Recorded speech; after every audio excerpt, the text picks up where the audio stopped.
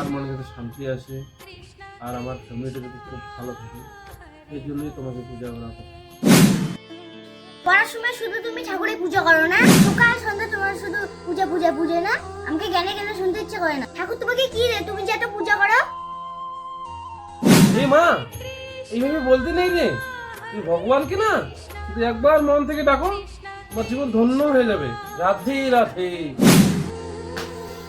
বাবা, তুমি পূজা বন্ধ করবে কি না? কি বললি? পূজা বন্ধ করবো? পূজা তো বন্ধ হবে না রে মা, সন্ধ্যা সকাল আমার পূজা তো চলবেই। এই বাড়িতে ঠাকুর থাকবে, নইলে আমি থাকবো। সবার উপরে ভগবান সত্য, তাহার উপরে নাই। ঠাকুরই থাকবে। তুই বাড়ি থেকে যা, বেরিয়ে যা।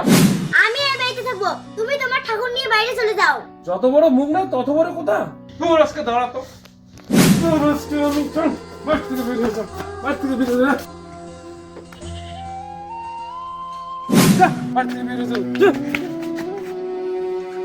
কি হয়েছে দাদা, এত সুন্দর ফুটফুটে মেয়েটাকে এভাবে মারছেন কেন?